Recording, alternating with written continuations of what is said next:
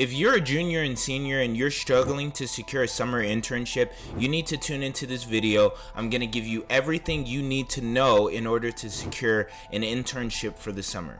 Your summer internship is absolutely critical to your chances of employment after you graduate. A lot of the unemployed individuals I talk to, like my personal clients, they usually graduate unemployed because their internship didn't give them a job over the summer. I mean, literally, that is the main reason why I graduated unemployed myself a year and a half ago, because I had a summer internship, they didn't offer me. I had another internship, they didn't offer me, so I literally graduated unemployed. Like, it is absolutely critical that you actually get a internship that offers you a full-time opportunity.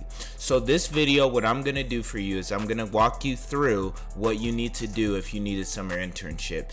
And if you really need additional support, make sure that you reach out to me. You can schedule a call with me. The link is in my description and my bio as well. So the first thing you need to do is you need to compile a list of contacts, resources, things like that, and create almost like a ranking of who is your highest value kind of contacts. I'll give you an example. Let's say you have a professor that's really well connected at the university. That professor really likes you. You've showed up to their class on time. You guys have had good conversations. That is a key person that you need to reach out to see if you can actually secure a internship over the summer. But you need to have a long list of this, like 15 people, 15 points of contacts, professors, friends, family members. This could be people that are in your past, didn't even attend the school you're at. You know, it could have been your high school teacher. It's the people that have the best relationship with you and are the highest value as well. It can't be either or. They have to be high value. They have to have some status. They're employed at a company and they like you. They have a good relationship with you as well. So you compile this list. You get 10 people that you know together and you reach out to all of them, and you don't just do it one time. No, you keep doing it, and you don't just ask about summer internships. You ask about how their life is going, what they're working on, what do they need help with. You know, you see if you can actually help them with some of their problems that they're dealing with.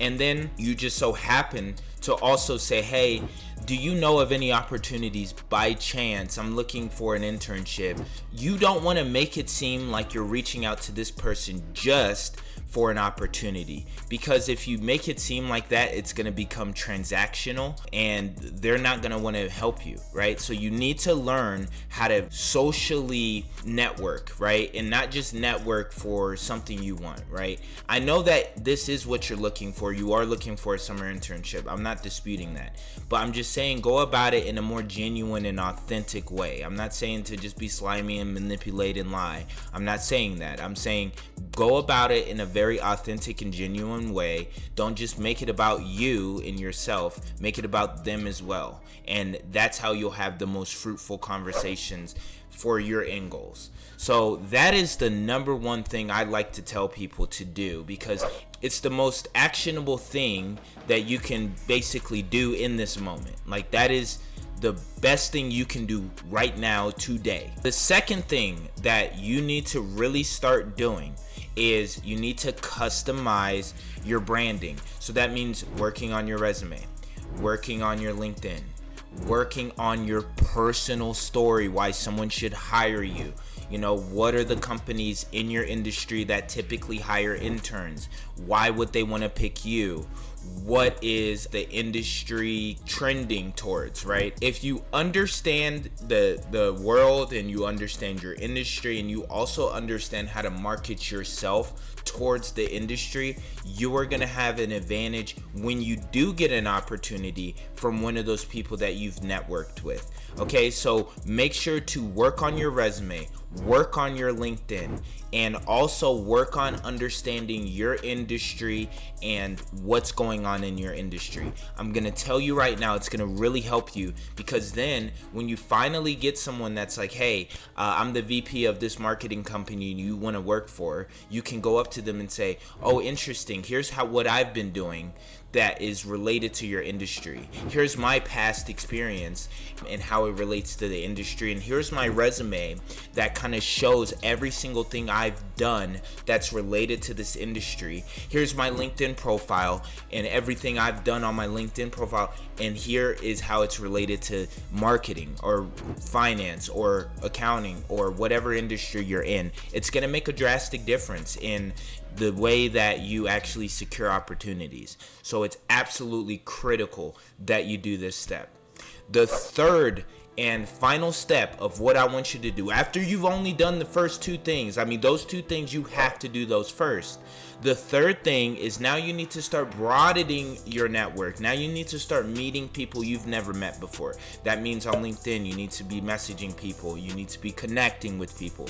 That means in person, you need to be knocking on a professor's door that's in marketing in your field that you haven't networked with or talked to yet, or haven't taken their class yet, or talking to a faculty and staff member that's related to the industry. Maybe you try and find the person that's over social media for your school that's, in that position, and see if they know of any opportunities. You need to start branding yourself towards people that don't really know who you are, and the more people that know who you are, the more opportunities you will get to secure a summer internship. It's really critical. I want you to notice one thing though. Did you hear me talk about applying to a job at all? No, I didn't mention that, and I'll tell you why. Because when you're applying to a job, there's 100,000 applicants out here that are also competing against that job. There's a bunch of fake resumes. People don't even trust the process anymore. So it's really hard to get a job through just purely applying, unless it's an institutional partnership. What do I mean? Okay, at Clark Atlanta, for example, I went to Clark Atlanta. We had a partnership with Dell. We had a partnership with IHG. And basically, both of those companies specifically recruited from Clark. So in that case, now you're really only competing against Clark students for those internship spots. That's extremely valuable. If you're doing these methods previously and then you happen to also apply to an institutional kind of partnership, you will have a way higher chance, if your brand is strong and if your network is strong, to secure that internship. But the problem with most people is they're not connected, they're not branded well, they don't know how to talk about themselves, their experiences. So guess what happens? They end up bombing these interviews, they end up bombing these applications, and they wonder why they keep getting rejected from these opportunities. So you need to make sure that you're actually branding yourself properly, you're networking properly, you're broadening your network, and you're not wasting your time on applications where you're just going to get filtered out from an ATS system because your resume sucks.